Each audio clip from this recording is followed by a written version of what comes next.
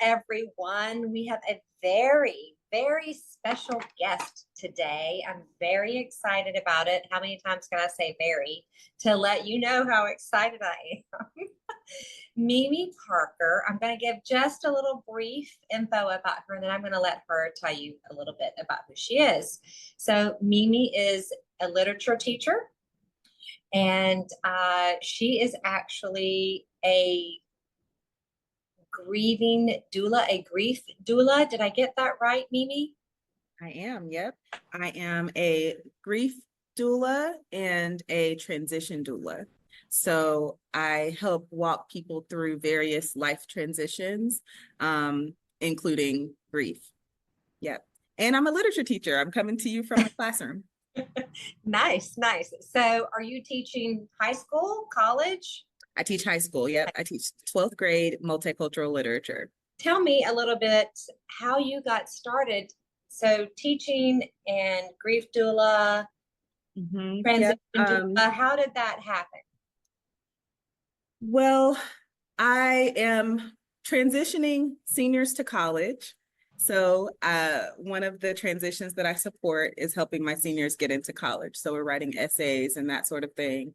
And I just realized that a lot of the work that I'm doing is walking folks through changes.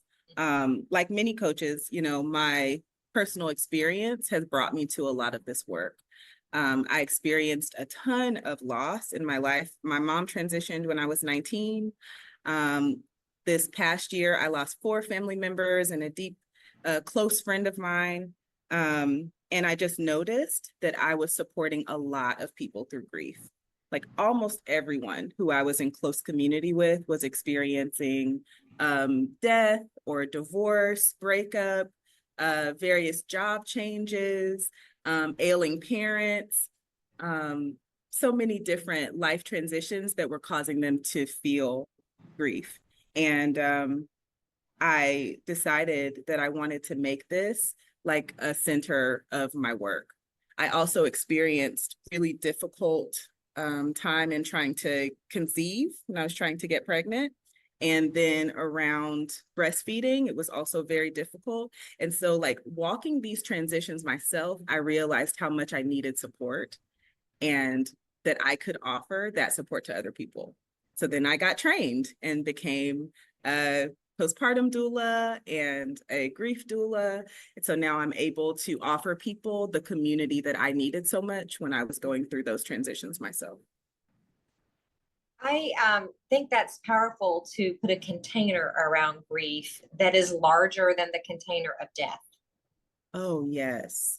Because hearing what you were speaking about, when I think of grief, and I think probably a lot of people, when they think of grief, it is someone dying. Grief is really loss. And so that's loss of what you know, and it is also a transition. So that uncertainty. How would someone who is like me, who's thinking about grief in one container, expand that thought so that they can recognize, oh, this is a moment of grief. And when they recognize it, then what do they do with it? Because we're also taught, shh, be quiet, go sit over there, hush, dry those tears, no more of that. That's right. So tell me a little how you work through that with people who are like me. So, okay, you're right. Recognizing grief is the first step, right? Like you said, so many people only understand grief as it is connected to death. But grief happens in all sorts of changes. So losing some version of yourself as you're growing, going from one version of yourself to another. Like I said, I work with people who are becoming parents, and think about the version of yourself that you were before you became a parent. I thought I was busy. I thought Really? my life was full. And then you become a parent and your time is no longer your own. Your, decisions are no longer your own. Like you are dedicating yourself in a way to another human life that you just weren't before. The decision to just take a nap, right? Like there's so much loss of the version you once were. And that happens at many different stages of our lives. And we may not recognize some of the heaviness that we're feeling is connected to yearning for who we once were. So just learning that that too is grief and being able to process through it. Like I said, the first step is just recognizing that that's grief, right? When a friendship breaks up, when you once were very close and now you don't talk anymore, or when a romantic relationship breaks up, when you have identified yourself as this person's wife or as this person's spouse, as this person's partner, and you no longer are that. You're trying to figure out who you are now. Like all of that, all those experiences are ones that we could recognize as grief. And so, yeah, I think that's the first step. And then the second one is to get some community, right? Okay. Grief thrives in isolation. When we are alone in the dark, feeling like this is too hard to talk about, this is too much, it's too heavy, nobody wants to hear it, I'm being a downer, right? Like that sort of thing keeps us stuck. And grief cannot process. We can't move through that. But once we are brave enough to say it out loud, like talking to you, saying, ouch, this thing really hurts me. This thing feels really heavy to me. And you have somebody there who's saying, you know what, that's okay. I felt that too. I can understand. Like that's one of the offerings that I give is giving people space to say what they're going through out loud, because it takes the sting out. Without judgment or without feeling like it's judging and criticizing whatever that thought is. It's their feeling. It's very valid. Yes. Yeah. I remember when my mom was transitioning, that she was in hospice for 30 days. And part of it, I remember feeling like it was the cruelest thing ever.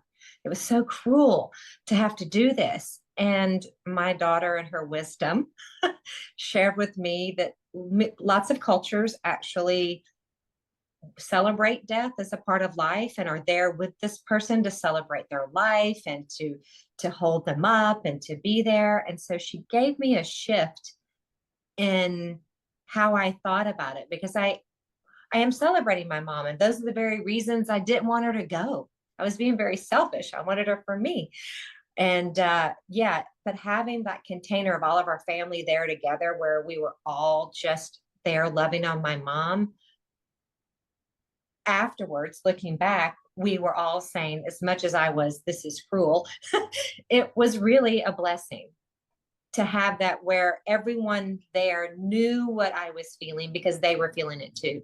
Yes. They, to have someone else just to share the same thing, the same thoughts or feelings with, and know that even though they were experiencing the death transition differently, they were still honoring my experience. Absolutely. That's so powerful. Like you said, it is such a shift to be in connection with other people in your grief. Yeah. Yeah. I'm thinking now about job loss. We're in Atlanta.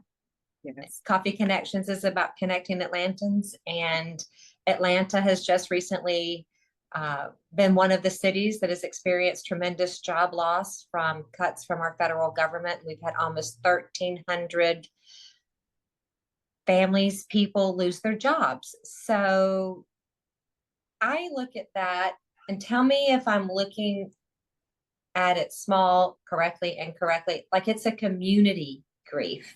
Mm-hmm. It's not just the grief of the person who has lost their job, but now you have a collective community. So you can take that any way you want, but I'm thinking just Atlanta right here, yes. Our community. And now these people, if they have to sell or move, the children are being uprooted. There is a loss of community. There is a loss of friendship. Like all of that is. Yes. Yes. How would you approach something like that? I mean, I'm hearing, I feel it and I see that. And what would you say to people, to all of us right now who are experiencing it and as a witness to it, even though I'm not directly impacted as a CDC employee, yes. I'm still witnessing that for someone. Yes, oh, that's so good. I got chills when you were talking about that, because our jobs too are a big part of our identity. right? We have so much of ourselves tied up in the work that we do. We see ourselves reflected. We build relationships. There's so much value locked up in the work that we do, right? And so it's no small thing to lose your job. And you're talking about this large group of people who all at once have experienced this transition. Yeah. Yes, it's grief. It's a group grieving. It's a community grieving, because even if, like you said, we don't work there, like that is the whole city is going to feel that. We are all impacted by those changes, each individual family, and then ourselves in the fabric of the community. We all are experiencing this grief. And that is another idea when you were talking about expanding what grief is, our notions of what grief is. Like, we grieve things that are connected to the state of the world, right? How are we doing in the human fabric? How are we in our cities? How are we in our towns? How are we in our neighborhood? And, you know, I think the answer to that, one way to cope with that, is to turn to each other in that same hyper-local sense, right? To care for our neighbors. It's sort of a golden principle, right? Yeah. That we want to care for the people who we're close to. And that can be something as small as just getting to know who your neighbors are.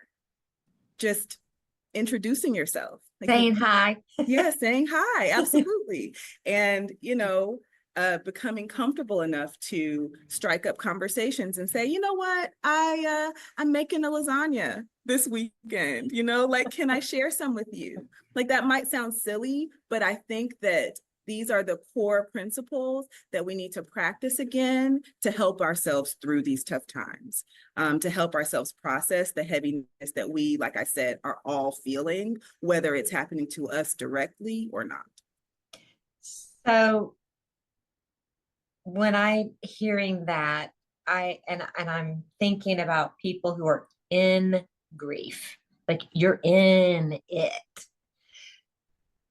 Seeing your way out seems impossible sometimes. Like you are in, it feels like it's just, that almost is depression too. It's like that coming on you that is from you're grieving and you feel bad that you're grieving and you want to get out. So it creates this cycle.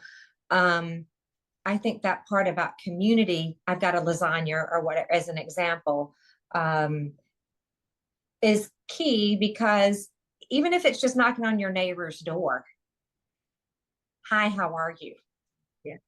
I think getting people up and moving, you know, let's go do something. You know, you want to go to the grocery store? I'm doing this. Do you need me to pick up something for you? Lets people know that you matter, you know, that you matter to someone else, that someone else sees you. That's right. Yeah, I think that's right. And, you know, I think forgiving ourselves for not being able to keep up the pace. Yeah, that's a big one. Right? Something that happens when we're grieving is the pace slows way down. It might even feel like the world has completely stopped. Like, how could it be that other people are still getting up and brushing their teeth and going to work? And don't you understand that the whole world has crashed down around me? Like, how could I possibly do anything? Right? So I think forgiving ourselves for not being machines, right? For not keeping up this, you know, pace that our system tells us we're supposed the go all the time, right? More, bigger, faster, you know? Like, we don't have to. We can move at the pace of our own hearts, move at the pace of our own emotions, allow ourselves to feel it. You know, don't push it down or push it away. Maybe you do need to spend the day in your pajamas. You know, maybe you do, you know, need to really allow yourself the stillness first, and then, you know, start to move, you know, at your pace. When you're working with youth, teenagers in particular, who I remember, I knew everything. When I was younger, I knew way more than her. So how do you work with a teenager who knows way more than everyone around them? Oh, yeah. In a transition space, to recognize this is what's happening and to navigate it? And what are some tools that you give them to deal with it? Yes. How do you Yes. get them to listen to the tools and take them? And what tools do you get them? You know, I think that I could underestimate teenagers' ability to connect with what's going on with them, um, and their ability to get to the heart of what's going on with them. Mm-hmm. While there might be things that they don't know, that they think they know, something that they do know that I like to let them know that they are already experts at is checking in with themselves. Oh, that's a good reminder, Yeah. regardless of their situation, regardless of what's happened, the choice in front of them. Yes, regardless of your age, regardless of, like, you are the expert on you. And so whatever it is that you're going through, whatever step it is you need to take next, like, your intuition is something that you can trust at 17, at 18. Mm-hmm. You can learn to tune into yourself and hear that small voice that's guiding you in the right direction. And yes, openness, teachability, willingness to listen to a caring adult, that's a good thing too, which I feel like I'm able to build a rapport with the students that I work with. So they're willing to, take some of my suggestions at least.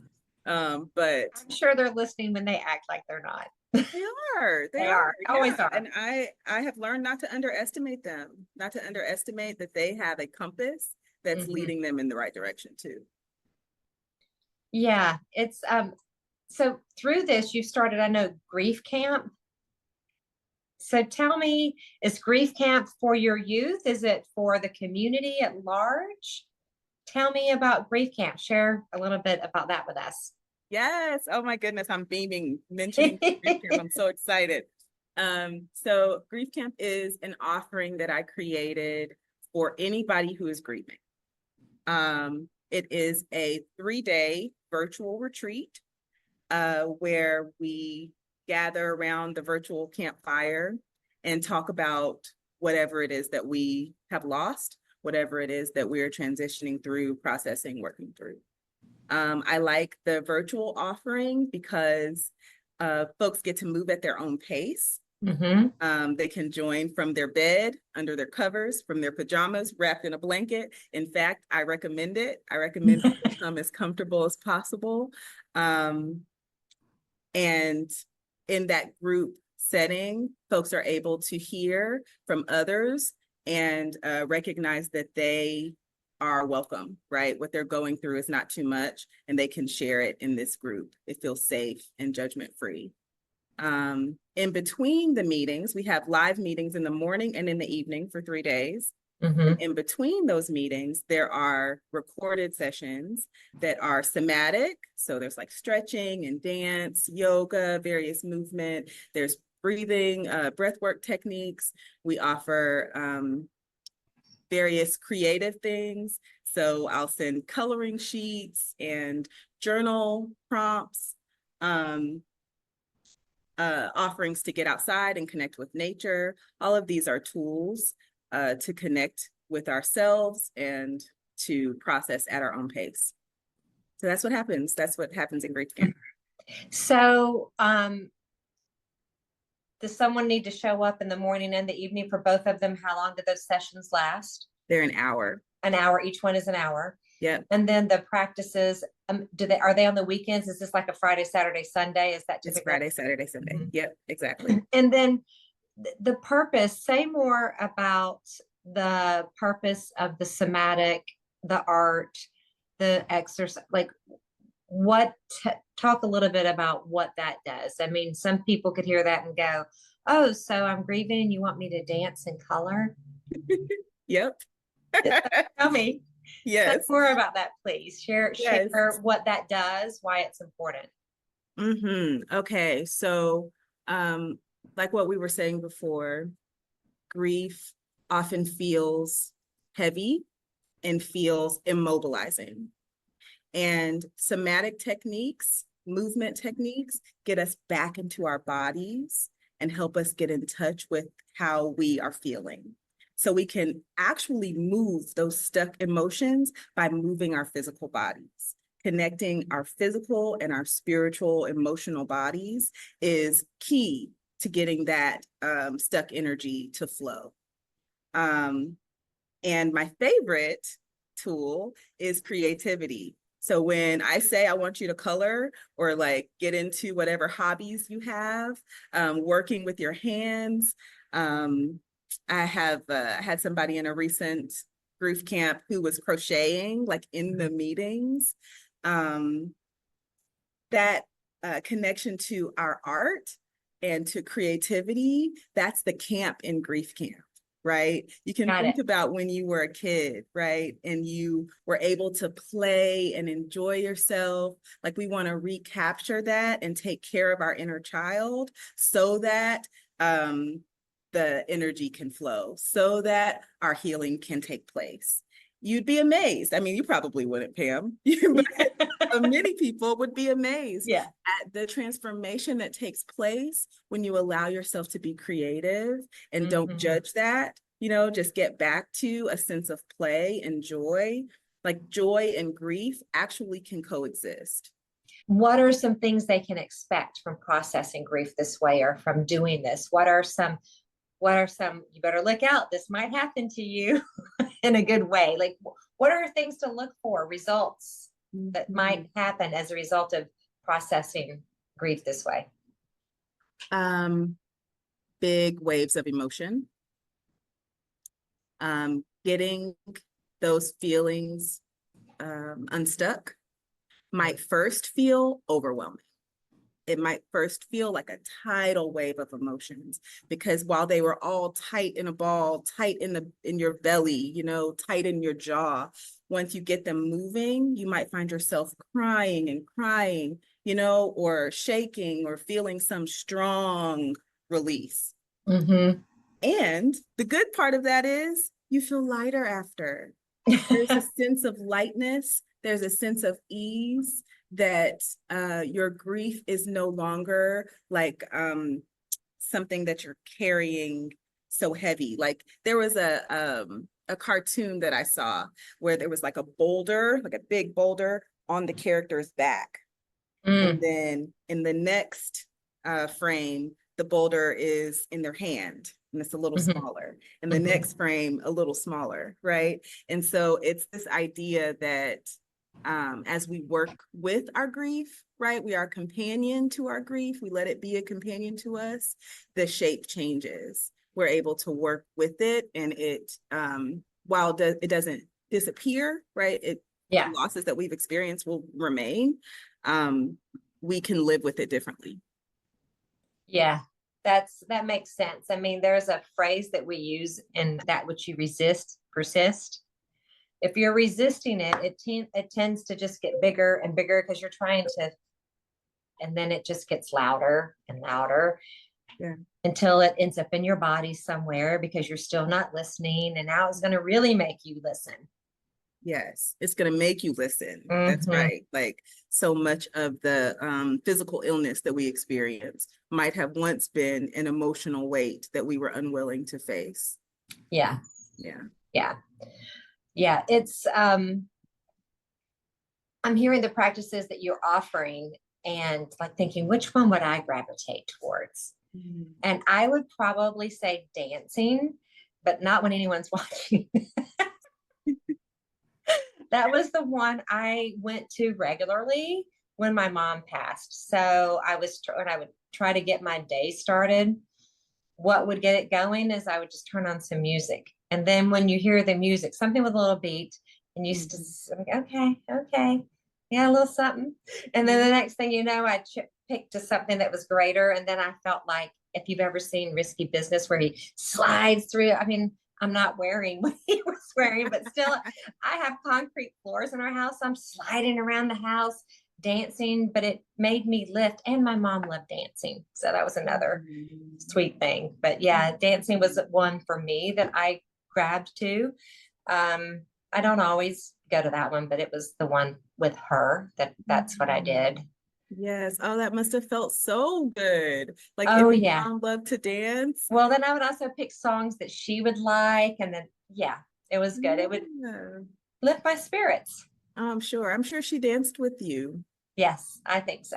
I think so. Um, when people are going through, say they've gone through now I hate to say, it's not like, oh, I've gone through my grief and it's done and I can put it on the shelf. I feel like it comes in waves. Sometimes it comes back to you and visits again. Yes. Um, is the purpose of processing it twofold, I guess. One, so it doesn't show up in your body in other ways, and two, to help you make decisions, to help you have clarity because I think like my dog. So when they're anxious or upset and they shake their whole body and their tails, that's like a nervous regulation thing Yeah. for them. Yeah. They're always doing that. They get up and they stretch and then they give a little shake. Mm-hmm. They get all worked up because another dog that they don't like came over and their hackles got up and then they shake. Yes. Yes. Do I just need to walk around shaking all the time? Well, yes, I think that we can look to our animal friends, our animal family members to see how to do it because they don't have all the mental blockages that tell them, oh, Right? you shouldn't do that. They're clear. This is what I need to do next. I'm hungry. I want to go outside. I want to be petted. They know. Yep. How simple. And that's that connection, right? Being in connection with your body, knowing what you need to do, knowing how you need to move to help yourself move to the next level. And so I think you're right. Like processing grief is not so that it will go away, but so that we can live with it differently, so that it can be a companion for us, so we can continue forward. Like we need to process grief in order to in order to experience growth. You want to move to the next level, you want to become the next version of who you're meant to be, then you have to be comfortable with leaving behind the version that you once were. And the space between those things, that's processing grief, right? I mean, that's a business class right there. Yes. Grief in business. Yes. You're hitting that ceiling and you keep hitting that ceiling. It's because you're stuck in your comfort zone. Yeah, exactly. Yes, that's right. Okay. I can see so many things for this. When is your next grief camp? Do you have another one My coming next up? grief camp is in March. It's the weekend of March 21st. March 21st. Yes. So you don't have to shout it out here, but you can. And we will also put it in the notes here because this will go on YouTube. So we'll put it in the notes. But do you want to share? Do you have a website to log in? Yes. I would love for everyone to go up. to my website. Yes. My website is Softer Landing ATL. Softer Landing. Land a little softer, right? Okay. Not like plummet to the ground. Softer Landing. Okay. SofterLandingATL.com. Perfect. You can also find me on Instagram. My Instagram handle is Mothering Me, Mothering MIE. My name is Mimi. So this is parenting and reparenting my own self. Nice. So, Mothering Me at Instagram. That's Instagram, and then SofterLandingATL.com. For the website. Okay. And is there a fee for the grief camp? Yes. Grief camp, you can sign up 2 different ways. So if you just do one grief camp for one weekend, like if you just want to come in March, it's $75. And if you want to sign up to continue to come to grief camp, it's $55. And in between, there is a private support group. Okay, nice. That is a great opportunity for everyone else to sort of chat and work together. Oh, yes. Yeah. Continuing to, I feel like such good friends. Every time we have grief camp, we bond and folks want to continue to support and connect with each other. So yeah, I can see that. I can definitely see that. So as we're wrapping up, I would love it and really appreciate if you would give us 1 or 2 tools in your tool bag that people could have to take away, like a couple of simple things that they could take away from this if they're experiencing grief right now and they're not in the grief camp yet, or they're going through it. What are a couple things that are your sort of go-tos that you offer to people? Yeah. 2 things. The first, write it down. Take a few minutes before bed or when you first wake up in the morning and write about how you're feeling. You can just ask yourself, how do I feel? How does my body feel?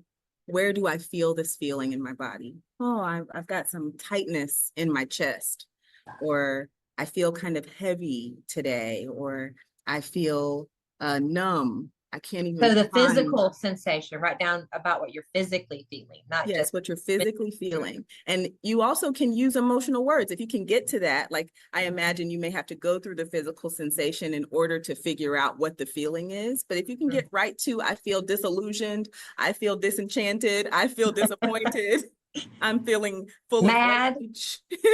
Yeah. Right? Go right to it. That's great. But Okay. taking a few minutes to journal about your emotions, write about how you're feeling, and you don't have to judge it. You don't have to say it's good or bad. You can just write it down. That's the first thing. That's my first tip. And my second tip is move your body. Okay. And it doesn't have to be coordinated, choreography, dance steps. You can stretch. You can squat. We carry a lot in our hips. Move your legs around, stretch them out, like just moving your body is a great tip to start to connect with it. What's going on with you and how you can move the energy that you're carrying. Yeah, that's easy. Those are things you can do right where you are at any time. That's I mean, right. unless you have a pen and a paper, not always, but I mean, usually one's accessible. Those are very easy things to do. And if you want to get to community, you can go walk with someone. Oh, I love that. Yeah, tell Yeah. someone, walk with someone, stretch, ask your friend to stretch with you. Yeah. And certainly very good stuff for us now. Yeah, thank you. I am so glad we had this chance. I'm really glad you're doing this work. Thank you so much for doing it. Thank you so much for having me. Thank you for letting me share with the audience. I mean, that's what it's about, is shining the light on people making a difference. And you're definitely doing that. So thank you for being with us. Thank you.